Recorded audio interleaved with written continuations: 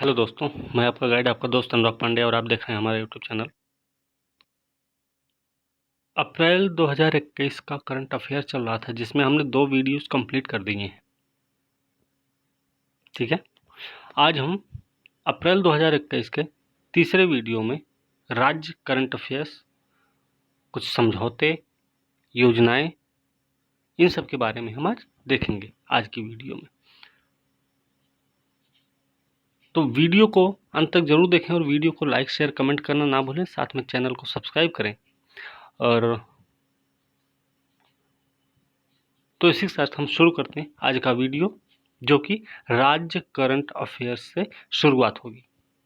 और कंटेंट के बारे में हम बता दें आपको कि द हिंदू का हिंदी रूपांतरण है। ठीक है, इसलिए इसके जो करंट अफेयर्स हैं वो बहुत ही महत्वपूर्ण है आपके परीक्षा की दृष्टि से। तो चलिए हम शुरू करते हैं आज का वीडियो। सबसे पहले है कि नागालैंड के स्वास्थ्य परिवार कल्याण मंत्री हैं एस पंज्ञानु फॉर्म नाम है इनका। नागालैंड का प्रधान स्वास्थ्य परिवार कल्याण मंत्री हैं, नाम है एस पंज्ञान फॉर्म ने कोहिमा में, नागालैंड की राजधानी है कोहिमा, याद रखना, अपने कार्यालय कक्ष में राज्य में सामुदायिक स्वास्थ्य अधिकारियों CHO के लिए एक क्षमता निर्माण और प्रदर्शन ट्रैकिंग अनुप्रयोग क्या आई लर्न लॉन्च किया है। तो हमें ये याद रखना है इसमें कि भाई आई लर्न लॉन्च किसने किया है, तो नागालैंड राज्य ने किया है। नागालैंड में भी किसने किया है, तो स्वास्थ्य परिवार कल्याण मंत्री हैं एस पंज्ञानु फॉर्म ने। ठीक है, किसके लिए किया है, सामुदायिक स्वास्थ्य अधिकारियों के लिए, कि वो क्षमता निर्माण उनमें हो और प्रदर्शन उनकी ट्रैकिंग अनुप्रयोग के लिए आई लर्न को लॉन्च किया इन्होंने। राज्य सरकार ने उसैद निष्ठा या जेजी पियागो के साथ साझेदारी में आई लर्न एप्लीकेशन लॉन्च किया है। तो याद रखना किसके साथ समझौता किया है, राज्य सरकार ने। तो राज्य के 189 स्वास्थ्य और कल्याण केंद्रों को पूरा करेगा ये। ठीक है, चलिए आगे देखते हैं। उत्तर प्रदेश के बारे में है। उत्तर प्रदेश सरकार ने कुशीनगर में, भाई यूपी स्पेशल के लिए याद रखना है, कुशीनगर में उत्तर प्रदेश सरकार ने बनाना फेस्टिवल का आयोजन किया। इसमें कम से कम 35 किसान और उद्यमियों की भागीदारी देखी गई है। बता दें हम कि राज्य सरकार 2018 में पारंपरिक उद्यम को बढ़ावा देने के लिए वन डिस्ट्रिक्ट वन प्रोडक्ट योजना का आयोजन किया था। वन डिस्ट्रिक्ट वन प्रोडक्ट की शुरुआत राज्य में कब की गई, तो हमें याद होना चाहिए कि 2018 में। प्रश्न यहां से भी बन सकता है, और प्रश्न ये भी बन सकता है कि बनाना फेस्टिवल उत्तर प्रदेश के किस जिले में मनाया गया, या फिर बनाना फेस्टिवल किस राज्य में मनाया गया है। ठीक है, चलिए इसी के साथ आगे देखते हैं।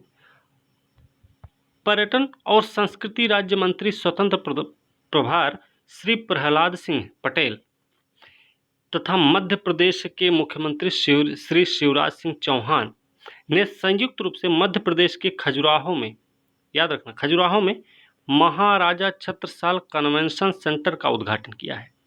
किसने किसने मिलकर किया भाई, पर्यटन संस्कृति राज्य मंत्री स्वतंत्र प्रभार जो कि श्री प्रहलाद सिंह पटेल, और मध्य प्रदेश के मुख्यमंत्री हैं श्री शिवराज सिंह चौहान। इन दोनों ने मिलकर मध्य प्रदेश के खजुराहो में महाराजा छत्रसाल कन्वेंशन सेंटर का उद्घाटन किया। तो इसका मतलब क्या होगा, कन्वेंशन सेंटर को पर्यटन मंत्रालय की स्वदेश दर्शन योजना किसकी है, पर्यटन मंत्रालय की, याद रखना, के तहत विकसित किया गया है, जो खजुराहो में यूनेस्को की विश्व धरोहर स्थल में एक और पंख जोड़ देता है। ठीक है, इसी के साथ अगला देखते हैं।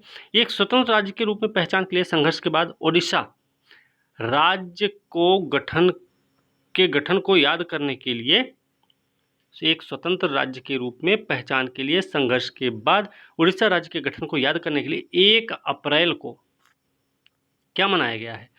उत्कल दिवस। उत्कल दिवस या उत्कल दिबासा मनाया गया है। उत्कल दिवस या उत्कल दिबासा क्या है? तो हमें याद रखना है कि उड़ीसा राज्य के गठन को याद करने के लिए हर साल 1 अप्रैल को मनाया जाता है। क्या है? ब्रिटिश शासन के तहत ओडिशा जो है बंगाल प्रेसिडेंसी का हिस्सा था, आपको भी पता है, जिसमें वर्तमान के बिहार, पश्चिम बंगाल और ओडिशा शामिल थे। राज्य को मूल रूप से उड़ीसा कहा जाता था, लेकिन लोकसभा ने इसका नाम बदलकर ओडिशा, पहले उड़ीसा कहा जाता था लेकिन अब ओडिशा करने के लिए मार्च 2011 में उड़ीसा विधेयक संविधान विधेयक 113वां संशोधन लाया गया। उड़ीसा को ओडिशा कहने के लिए 113वां संशोधन लाया गया। ठीक है, वो भी कब? 2011 में। आगे देखते हैं। तो उत्कल दिवस, उत्कल दिबासा मनाया गया उड़ीसा में। अगला है कि गाजियाबाद नगर निगम, याद रखना गाजियाबाद उत्तर प्रदेश का एक जिला है और दिल्ली एनसीआर का भाग भी है। तो गाजियाबाद नगर निगम ने खुद को बीएसई में सूचीबद्ध किया और बीएसई बॉन्ड का उपयोग करके निजी प्लेसमेंट बेसिस पर नगर निगम बॉन्ड जारी करके सफलतापूर्वक 150 करोड़ रुपए जुटाए हैं। गाजियाबाद नगर निगम ने, यह देश में किसी भी नगर निगम के द्वारा जारी किया गया पहला ग्रीन बॉन्ड है। तो प्रश्न ये बन सकता है कि भारत का पहला नगर निगम कौन सा है जिसने ग्रीन बॉन्ड जारी किया है? तो हमें याद रखना है कि भाई उत्तर प्रदेश का एक जिला है, नाम है गाजियाबाद नगर निगम। दिल्ली एनसीआर का भी एक भाग है ये भी हमें ध्यान रखना है। यूपी के 8 जिले दिल्ली एनसीआर में शामिल हैं। उसमें बागपत, शामली, बुलंदशहर, मेरठ, नोएडा, गाजियाबाद ऐसे ऐसे करके हैं। ठीक है, चलिए आगे देखते हैं। आगे है कि महाराष्ट्र सरकार ने सिंधुदुर्ग में क्या किया है कि पश्चिमी घाटों में अंबोली में एक क्षेत्र घोषित किया जहां एक दुर्लभ मीठे पानी की मछली की प्रजातियों को जैव विविधता विरासत स्थल के रूप में खोजा गया था। कहाँ खोजा गया? सिंधुदुर्ग में पश्चिमी घाट में अंबोली में मीठे पानी की मछली की खोज हुई है। मुख्यमंत्री उद्धव ठाकरे के बेटे तेजस ठाकरे, जो एक वन्यजीव शोधकर्ता तेजस ठाकरे वन्यजीव शोधकर्ता और उनकी टीम ने सिंधुदुर्ग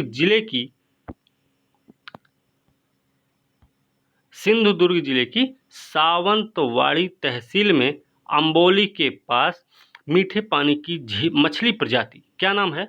शिष्टुरा हिरण्यकेशी नाम है। यूपीएससी में पूछा जा सकता है भैया कि शिष्टुरा हिरण्यकेशी क्या है। ऐसे आपको याद होगा सी बकथोर्न क्या है, ऐसे प्रश्न आ जाते हैं। ठीक है, तो आपको अगर पता है कि मीठे पानी की मछली की एक प्रजाति है तो आप सही टिक लगा सकते हैं, आपका उत्तर सही बना हो जाएगा। कहाँ पर खोजा गया? सिंधुदुर्ग। और भी ज़्यादा जानना है? सावंतवाड़ी तहसील में। ठीक है, चलिए। तो शिष्टुरा हिरण्यकेशी मीठे पानी की मछली की प्रजाति है। भारत में सबसे बड़ा फ्लोटिंग सोलर पावर प्लांट है। भारत में सबसे बड़ा फ्लोटिंग सोलर पावर प्लांट कहाँ? तेलंगाना के रामागुंडम में स्थापित किया जाने वाला है। भारत का सबसे बड़ा floating solar power plant Telangana के रामागुंडम में स्थापित किया जाने वाला। मई 2021 में इसके खुलने की उम्मीद है। अप्रैल का हम पढ़ रहे हैं इसलिए उसमें बोला गया है ऐसा कि मई में खुलने की उम्मीद है। इसकी लागत है 423 करोड़ रुपया। पावर प्लांट में 4.5 लाख फोटोवोल्टिक पैनल रहेंगे, ये भी याद रखना। तो Ramagundam floating solar power plant Bharat का पहला लगाया जाएगा, जो कि तेलंगाना में स्थित है। आगे है, राजस्थान राज्य सरकार के द्वारा राज्य के सभी नागरिकों को, याद रखना राज्य के सभी नागरिकों की बात हो रही भाई, स्वास्थ्य बीमा सुविधा प्रदान करने वाला देश का पहला राज्य बन गया है।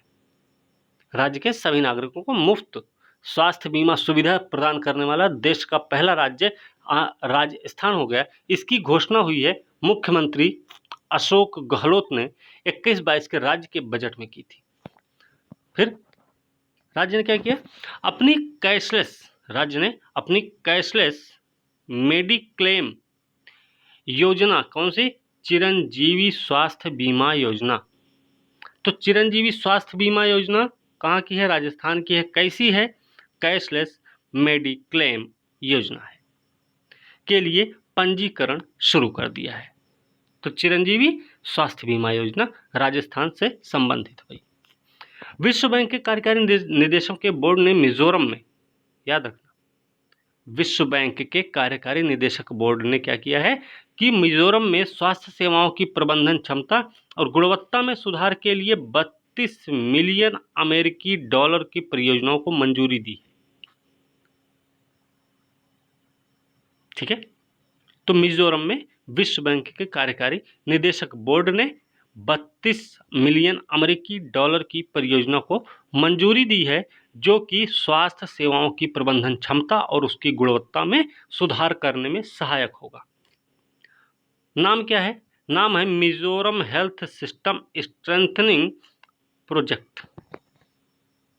Mizoram health system strengthening project शीर्षक वाली परियोजना मिजोरम स्वास्थ्य विभाग, याद रखना, मिजोरम स्वास्थ्य विभाग और इसकी सहायक कंपनियों के शासन, प्रबंधन और संरचना को मजबूत करेगी।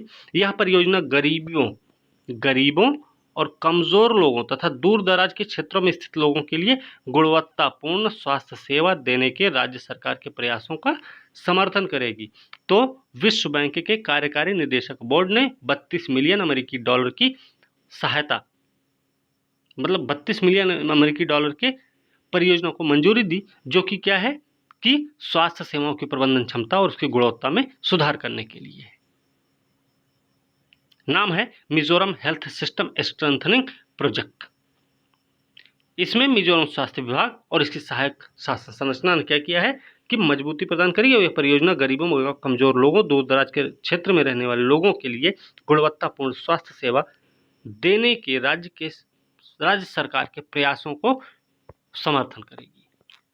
ठीक है, ऐसे के साथ एक और है कि विश्व बैंक और Asian infrastructure investment bank AIIB ने क्या किया है, पंजाब में 300 मिलियन अमेरिकी डॉलर की नहर आधारित पेयजल परियोजना के लिए ऋण को मंजूरी दे दी है। भैया, पंजाब राज्य में 300 मिलियन अमेरिकी डॉलर की नहर आधारित पेयजल परियोजना के लिए ऋण को मंजूरी मिली हुई है विश्व बैंक और एशियाई इंफ्रास्ट्रक्चर इन्वेस्टमेंट बैंक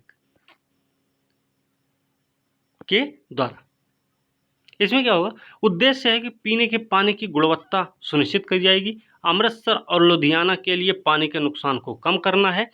संपूर्ण परियोजना को IBRD मतलब विश्व bank 105 million dollar, Asian infrastructure investment bank 105 million dollar तथा पंजाब सरकार देगी 90 मिलियन डॉलर।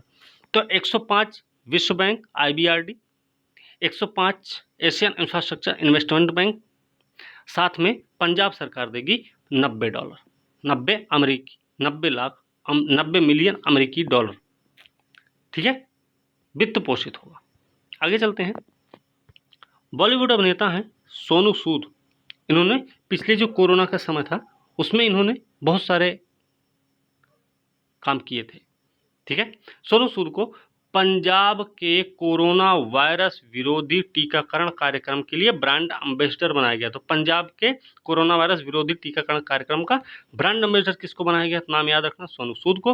पिछले साल कोरोना वायरस प्रेरित लॉकडाउन के दौरान अभिनेता ने प्रवासियों को अपने गृह राज्यों में पहुंचाने में मदद की थी। ठीक है, आगे है ओडिशा के मुख्यमंत्री नवीन पटनायक ने बढ़ते मामलों के मद्देनजर कोरोना वायरस के प्रसार को रोकने के प्रयासों के तहत 14 दिनों का क्या चलाया है? मास्क अभियान। 14 दिनों का मास्क अभियान किसने चलाया है? ओडिशा सरकार ने। और लोगों से सुरक्षा दिशा निर्देशों का सख्ती से पालन करने का आग्रह किया हुआ है। ये अप्रैल की बात है।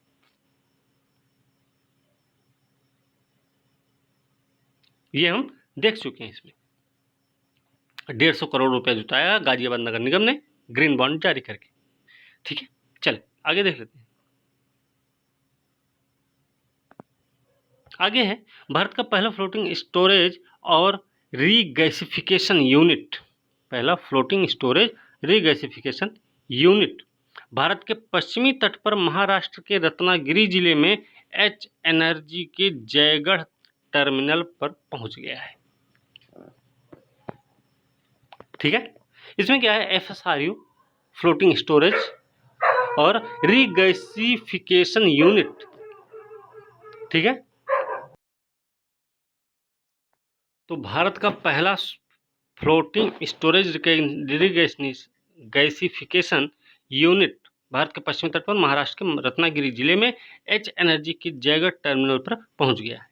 क्या है? एफएसआरयू आधारित एलएनजी टर्मिनलों का उद्देश्य पर्यावरण के अनुकूल और कुशल तरीके से प्राकृतिक गैस आयात क्षमता की गति को बढ़ाने की क्षमता प्रदान करना है।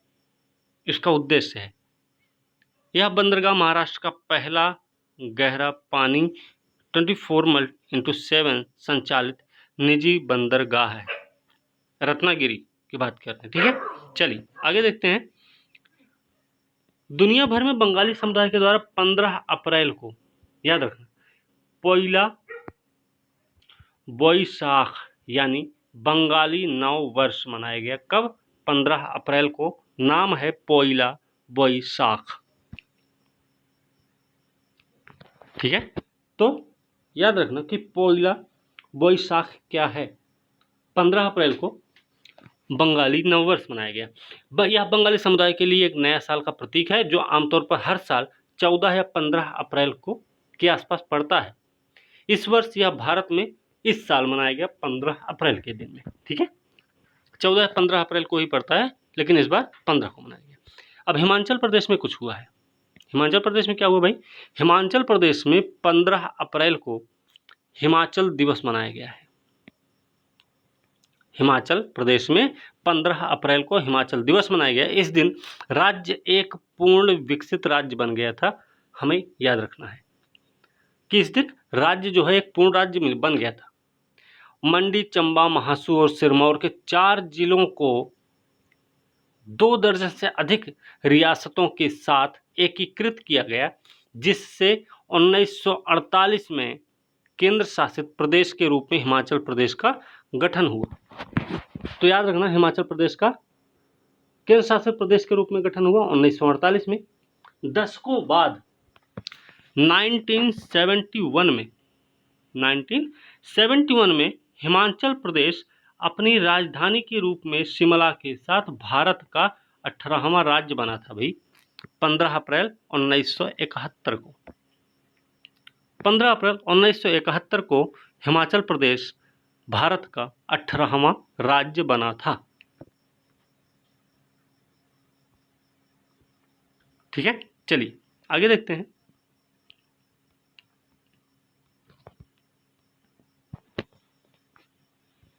पंजाब राज्य ने क्या किया है? योजना के अनुसार 2022 तक हर घर जल लक्ष्य को प्राप्त करने की राज्य की प्रतिबद्धता को दोहराया है। 2022 तक हर घर जल, ठीक है, योजना है। पंजाब में 34.73 लाख ग्रामीण परिवार, जिनमें से 25.88 लाख में नल की आपूर्ति हो चुकी है। मतलब लगभग 74.5% घरों में इसकी पूर्ति हो चुकी है। ठीक है, चलिए। आंध्र प्रदेश के मुख्यमंत्री हैं वाई.एस. जगन मोहन रेड्डी ने क्या किया? 2021-22 के लिए जगनन्ना विद्या दिवेना योजना के तहत जगनन्ना विद्या दिवेना योजना 672 करोड़ रुपए की पहली किस्त जारी की। इसने 10.88 लाख छात्रों की फीस प्रतिपूर्ति की। अब तक कुल 4,879 करोड़ रुपए जगनन्ना विद्या दिवेना योजना के तहत वितरित किए जा चुके हैं। ठीक है, तो आंध्र प्रदेश की योजना है, नाम है जगनन्ना विद्या दिवेना योजना। ठीक है, आगे देखते हैं। झारखंड मुक्ति मोर्चा पहली पार्टी बनी है। कौन सी पहली पार्टी बन गई है? इसने उस निकाय का नाम घोषित किया है जिसने चुनावी बॉन्ड के माध्यम से इसे दान किया था। मतलब झारखंड मुक्ति मोर्चा एक पहली पार्टी बनी कि जिसने अपने दान किए गए चुनावी बॉन्ड के बारे में बताया कि किसने उसको कितना दिया है। ठीक है, 2019-20 योगदान रिपोर्ट में 1 करोड़ रुपए के दान की घोषणा की गई थी। झारखंड में सत्तारूढ़ दल की योगदान रिपोर्ट के अनुसार क्या है कि दान किसने किया? एल्यूमिनियम तांबा निर्माण कंपनी है हिंडाल्को ने दिया था। ठीक है, झारखंड मुक्ति मोर्चा के लिए। वैज्ञानिकों की एक टीम ने मेघालय में डिस्क के आकार के चिपचिपे पैरों वाली भारत की पहली, ध्यान रखना कि डिस्क के आकार की है, चिपचिपे पैरों वाली भारत की पहली बैट प्रजाति की खोज की है। यूडिस्कोपस डेंटिकुलस लोंगैड में नोंगखिल्लेम वन्यजीव अभयारण्य के करीब पाया गया था। नोंगखिल्लेम वन्यजीव अभयारण्य, तो हमें यह भी पता चल गया कि ये वाला अभयारण्य कहाँ पर है, तो कहाँ है? मेघालय में है भाई। ठीक है, नोंगखिल्लेम वन्यजीव अभयारण्य नाम है। सभी हितधारकों के परामर्श से नागालैंड सरकार ने क्या किया? स्वदेशी लोगों और उनके पारंपरिक जीवन संस्कृति की रक्षा करने के लिए नागालैंड के स्वदेशी अभिजात वर्ग का एक रजिस्टर तैयार करेगी। RIN का मुख्य उद्देश्य क्या होगा कि नागालैंड में 1 दिसंबर 1963 से पहले बसने वाले नागरिकों की पहचान करना है, जिस दिन पर्वतीय क्षेत्र पूर्ण विकसित राज्य बना था। एक उत्तर प्रदेश के बारे में है कि उत्तर प्रदेश सरकार ने अस्पतालों को ऑक्सीजन की निर्बाध आपूर्ति के लिए ऑक्सीजन संयंत्र स्थापित करने का निर्णय लिया है। इसमें DRDO अधिकारियों की एक टीम इस कार्य में राज्य प्रशासन की मदद करेगी। दूसरी ओर हिंदुस्तान एरोनॉटिक्स लिमिटेड लखनऊ में एक नया ऑल फैसिलिटी कोविड हॉस्पिटल तैयार करने में राज्य प्रशासन की मदद करेगा। HAL और DRDO क्या कर रहा है? DRDO अधिकारियों की एक टीम ने इस कौन से कार्य में कि ऑक्सीजन की निर्बाध आपूर्ति के लिए ऑक्सीजन संयंत्र स्थापित करने में DRDO के अधिकारियों की एक टीम इसमें मदद कर रही है। योजनाएं हैं, कुछ समितियां हैं, तो अब इसको देख लेते हैं भाई। केंद्र सरकार ने कोविड-19 महामारी, केंद्र सरकार की, याद रखना पहली चीज, कोविड-19 महामारी कर कठिनाई का सामना कर रहे करदाताओं को राहत देने के लिए डायरेक्ट टैक्स विवाद निपटान योजना, नाम क्या है? विवाद से विश्वास किसका? डायरेक्ट टैक्स विवाद निपटान योजना है। भुगतान करने की समय सीमा को 2 महीना बढ़ा दिया और यह हो गई 30 जून 2021 तक। याद रखना हमें, इस योजना की शुरुआत के बाद से यह चौथा मौका है कि जब वित्त मंत्रालय के द्वारा समय सीमा बढ़ाई गई। ये भी याद रखना कि चौथी बार बढ़ाया गया। पहली बार समय सीमा बढ़ी कब थी? 31 मार्च 2020 से बढ़ाकर 30 जून 2020 की गई। इसके बाद 31 दिसंबर 20 से फिर 31 मार्च 21 की गई थी। ठीक है, चलिए आगे देखते हैं। प्रधानमंत्री नरेंद्र मोदी ने क्या किया है? इन्होंने कि 24 अप्रैल 2021 को राष्ट्रीय पंचायती राज दिवस के अवसर पर वीडियो कॉन्फ्रेंसिंग के माध्यम से स्वामित्व योजना के तहत ई-संपत्ति कार्ड के वितरण की शुरुआत की है। ठीक है, कब किया गया? राष्ट्रीय पंचायती राज दिवस के अवसर पर 24 अप्रैल 2021 को ई-संपत्ति कार्ड के वितरण की शुरुआत हुई स्वामित्व योजना के तहत। क्या है स्वामित्व का मतलब? क्या है? Survey of villages and mapping with improvised technology in village areas. यह कार्यक्रम जो है देश भर में स्वामित्व योजना के कार्यान्वयन के रोल आउट को चिन्हित करने के लिए किया गया है। ठीक है। आयोजन के दौरान 5,000 से अधिक गांवों में लगभग 4.09 लाख संपत्ति मालिकों को उनके ई संपत्ति कार्ड दिए गए हैं। आगे है, केंद्र सरकार ने आपातकालीन ऋण सुविधा गारंटी योजना किसकी? केंद्र सरकार की है भाई। 3.0 नाम है। कुछ 30 जून तक 3 महीने के लिए या फिर योजना के तहत 3 लाख करोड़ रुपए की गारंटी जारी किए जाने तक बढ़ाई गई है। इसके अतिरिक्त सरकार ने आर्थिक पुनरुत्थान की दिशा में आगे बढ़ने के लिए ECLGS योजना में कुछ संशोधन भी किए हैं। केंद्र सरकार की आपातकालीन ऋण सुविधा गारंटी योजना 3.0 3 महीने के लिए बढ़ा दी गई इसकी समय सीमा। ठीक है, आगे देखते हैं। सरकार ने 21-22 की पहली तिमाही के लिए राष्ट्रीय बचत प्रमाण पत्र और सार्वजनिक भविष्य निधि सहित छोटी बचत योजनाओं पर ब्याज दरों में कमी करने के अपने आदेश को वापस ले लिया। इससे पहले 31 मार्च को वित्त मंत्रालय ने छोटी बचत योजनाओं के लिए ब्याज दरों में 50 से 110 आधार अंकों की कटौती की घोषणा की थी। ठीक है, तो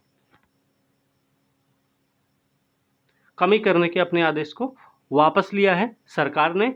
किसके लिए? राष्ट्रीय बचत प्रमाण पत्र और सार्वजनिक भविष्य निधि सहित छोटी बचत योजनाओं पर जो ब्याज दरों में कमी करने की बात हुई थी। ठीक है, आगे है कि भारत सरकार ने हाल ही में घोषणा की है कि वह जून 2021 तक प्रधानमंत्री गरीब कल्याण अन्न योजना के तहत 5 किलोग्राम मुफ्त अनाज प्रदान करेगा। कब तक? जून 2021 तक। याद रखना, प्रधानमंत्री गरीब कल्याण अन्न योजना के तहत। केंद्रीय वाणिज्य उद्योग मंत्री ने हाल ही में स्टार्टअप इंडिया सीड फंड योजना शुरू की। इसका उद्देश्य क्या है? स्टार्टअप इंडिया सीड फंड की क्या उद्देश्य है कि स्टार्टअप को उनकी प्रोटोटाइप विकास, अवधारणा के प्रमाण, उत्पाद परीक्षण और बाजार में प्रवेश के लिए वित्तीय सहायता प्रदान करना है। ठीक है, तो ये भी हमें ध्यान रखना है। आगे है, ग्रामीण विकास मंत्रालय ने जेंडर संवाद कार्यक्रम किसका है? ग्रामीण विकास मंत्रालय का है भाई। पहली चीज तो जेंडर संवाद कार्यक्रम किसका है? ग्रामीण विकास मंत्रालय का। इसमें क्या है? NRLM और IWWAGE के बीच एक संयुक्त पहल है ये। ठीक है, जेंडर संवाद कार्यक्रम का उद्देश्य क्या है? NRLM के तहत लिंग संबंधी हस्तक्षेप के बारे में जागरूकता पैदा करना। अब इसका DAY NRLM का अर्थ क्या है? याद रखिएगा, दीनदयाल अंत्योदय योजना, राष्ट्रीय ग्रामीण आजीविका मिशन। दीनदयाल उपाध्याय योजना, दीनदयाल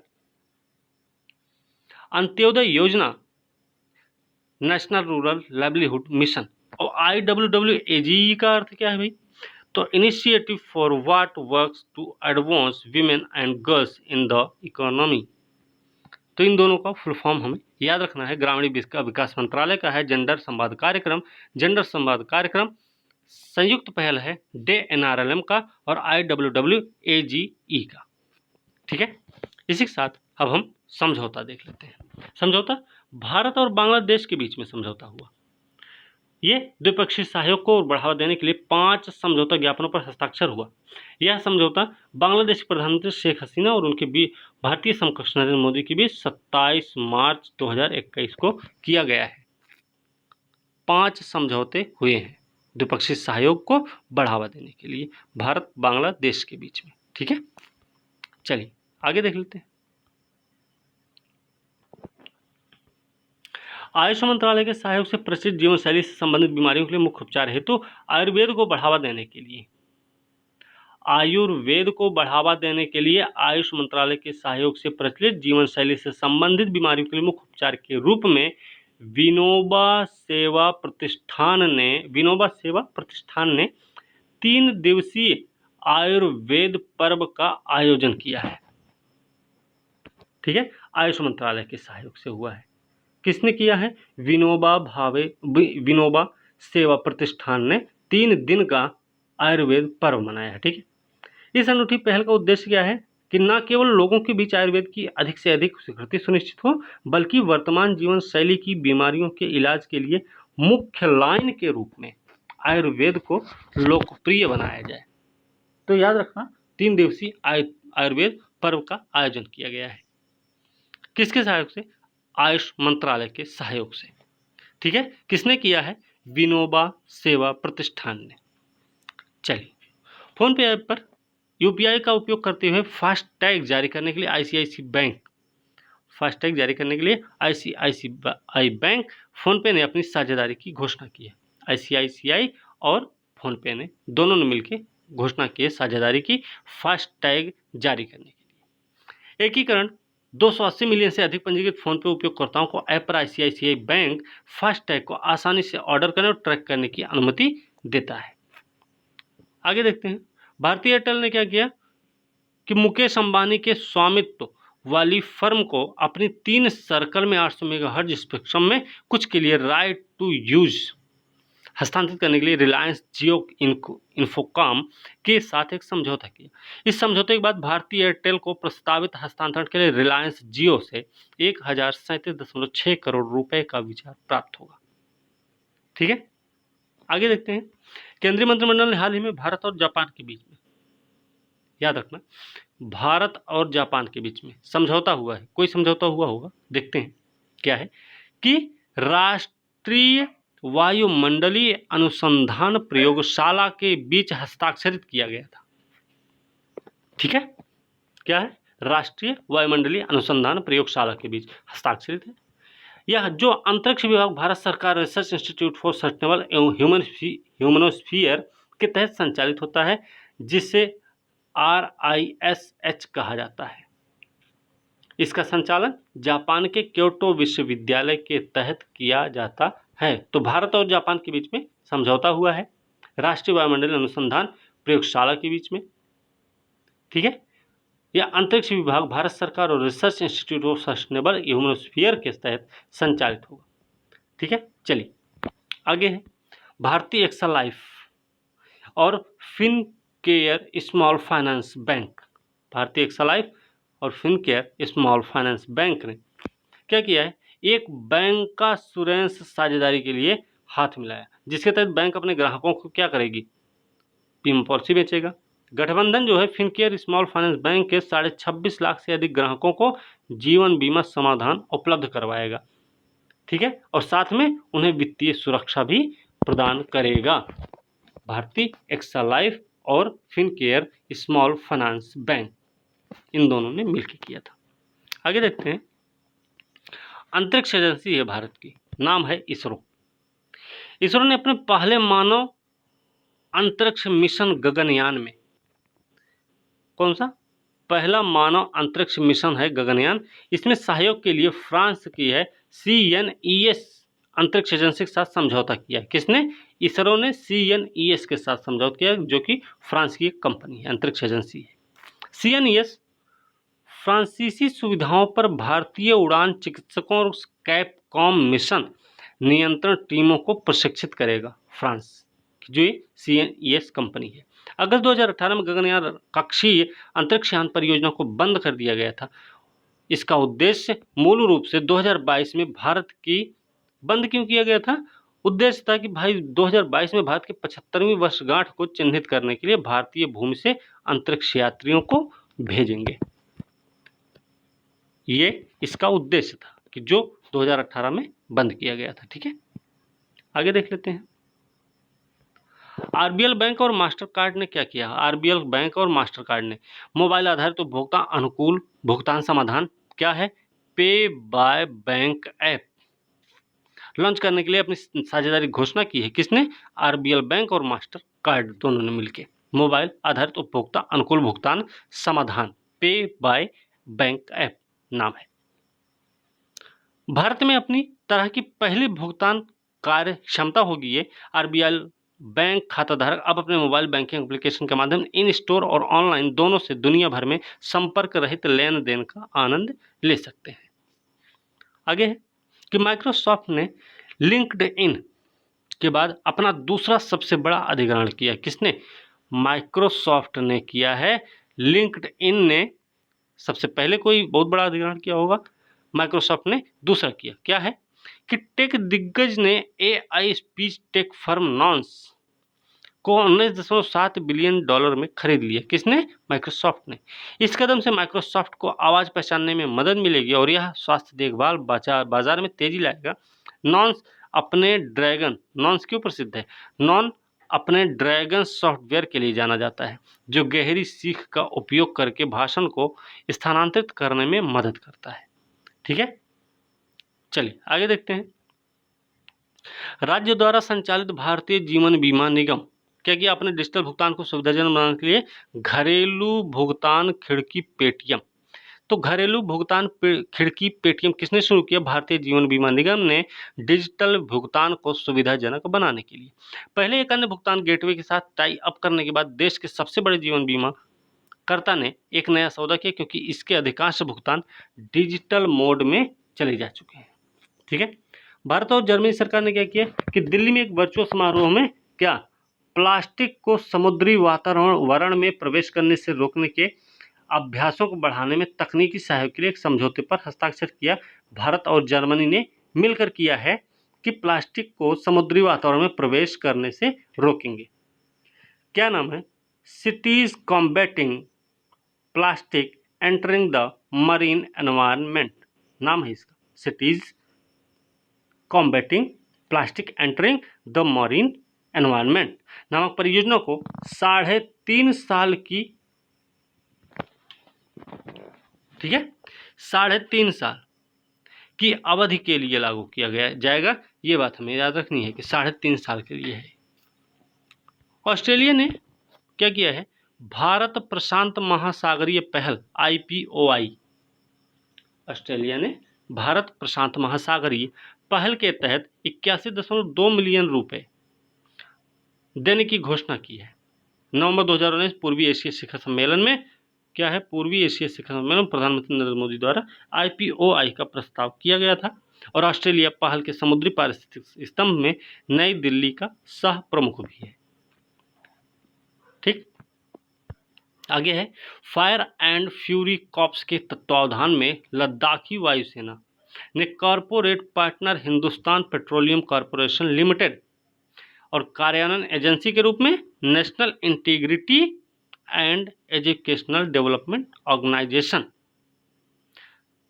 मुख्यालय 14 कॉर्प्स लेह के साथ लद्दाख इग्नाइटेड माइंड्स परियोजना के लिए समझौता ज्ञापन पर हस्ताक्षर किया है।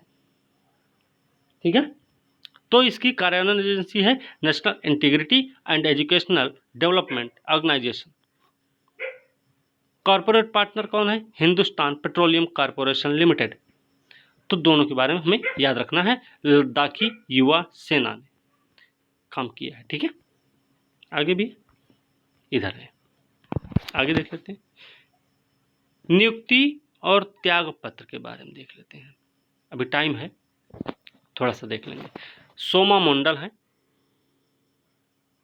राज्य के स्वामित्व वाली steel authority of India limited की चेयरपर्सन बनाई गई सोमा मंडल। ध्यान रखना भाई, standing conference of public enterprises की नई अध्यक्ष चुनी गई हैं ये सोमा मंडल का 2 साल का कार्यकाल अप्रैल से शुरू हो रहा है इनका कार्यकाल। ध्यान रखना 2 साल के लिए।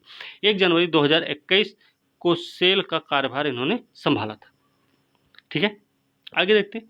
वरिष्ठ IAS अधिकारी हैं मुखमीत S भाटिया, नाम है मुखमीत S भाटिया को 4 अप्रैल के दिन कर्मचारी राज्य बीमा निगम का महानिदेशक बनाया गया। किसको? मुखमीत S भाटिया को। 90 के झारखंड कैडर के हैं, ये ध्यान रखना।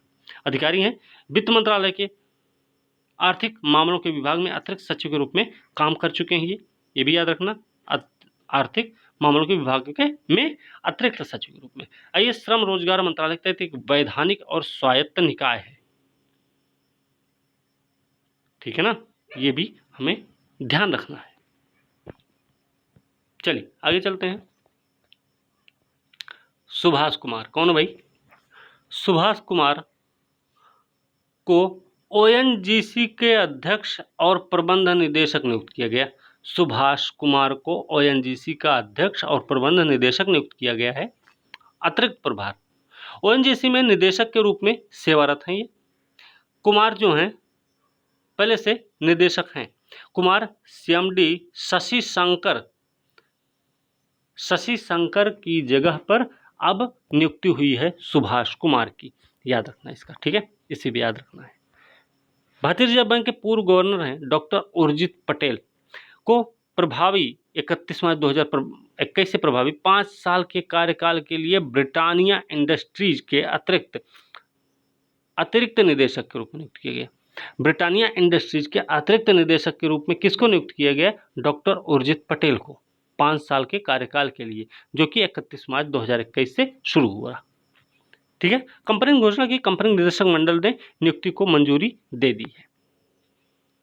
Tractor and Farm Equipment TAFE Limited के अध्यक्ष और प्रबंध निदेशक मल्लिका श्रीनिवासन को कार्मिक मंत्रालय द्वारा जारी एक आदेश से सार्वजनिक उद्यम चयन बोर्ड के अध्यक्ष के रूप में नियुक्त किया गया है। तो भाई मल्लिका श्रीनिवासन है जो कि Tractor and Farm Equipment Limited के अध्यक्ष और प्रबंध निदेशक हैं। इनको कार्मिक मंत्रालय के द्वारा जारी एक आदेश से सार्वजनिक उद्यम चयन बोर्ड का अध्यक्ष नियुक्त किया गया है। ठीक है, पहली बार है ऐसा कि निजी क्षेत्र के विशेषज्ञ को अध्यक्ष के रूप में नियुक्त किया गया। तो पहली बार ऐसा हुआ है कि कोई निजी क्षेत्र का व्यक्ति है, निजी क्षेत्र का विशेषज्ञ है, उसको सार्वजनिक उद्यम चयन बोर्ड के लिए के अध्यक्ष के रूप में नियुक्त किया गया, जो केंद्रीय सार्वजनिक क्षेत्र उद्यम में शीर्ष प्रबंधन, याद रखना, शीर्ष प्रबंधन पदों की नियुक्ति के लिए जिम्मेदार होता है। PESB भारतीय गुणवत्ता परिषद के पूर्व अध्यक्ष रहे आदिल जैनुल भाई को क्या किया गया, जो कि भारतीय गुणवत्ता परिषद के अध्यक्ष थे पूर्व में, पहले उनको क्षमता निर्माण आयोग के अध्यक्ष के रूप में नियुक्त किया गया। क्षमता निर्माण आयोग के अध्यक्ष रूप में किसको नियुक्त किया गया? तो याद रखना आदिल जैनुल भाई, जो कि कौन है? भारतीय गुणवत्ता परिषद के पूर्व अध्यक्ष हैं। सरकार ने सभी स्तरों पर सिविल सेवकों को प्रशिक्षित करने के लिए National Programme for Civil Services Capacity Building, जिसे मिशन कर्मयोगी भी कहा जाता है, के तहत आयोग को मंजूरी दी है। समझ आए? एक और यही देख लेते हैं, इसके बाद आगे कल देखेंगे। डिजिटल इंश्योरेंस ने क्रिकेटर हैं विराट कोहली को अपना ब्रांड एम्बेसडर नियुक्त किया है। डिजिटल इंश्योरेंस ने, कोहली ने पूर्व में डिजिट इंश्योरेंस में निवेश भी किया। डिजिट इंश्योरेंस क्या है इसके बारे में देख लें तो यह एक सामान्य बीमा कंपनी है जो 1.9 बिलियन अमेरिकी डॉलर के मूल्यांकन के साथ 2021 का पहला यूनिकॉर्न बन गया है। नाम है डिजिट इंश्योरेंस। इसका ब्रांड एम्बेसडर किसको नियुक्त किया गया? तो क्रिकेटर हैं विराट कोहली को। ठीक है, तो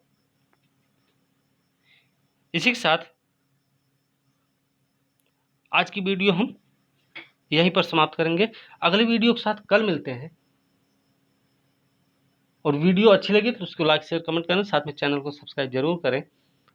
और करंट अफेयर का बहुत बड़ा योगदान होता है आपके एग्जाम में, तो इसलिए करंट अफेयर को ज़रूर पढ़ें। ठीक है, इसी के साथ आज की वीडियो हम यहीं समाप्त करेंगे। अगली वीडियो के साथ कल मिलते हैं, तब तक के लिए धन्यवाद।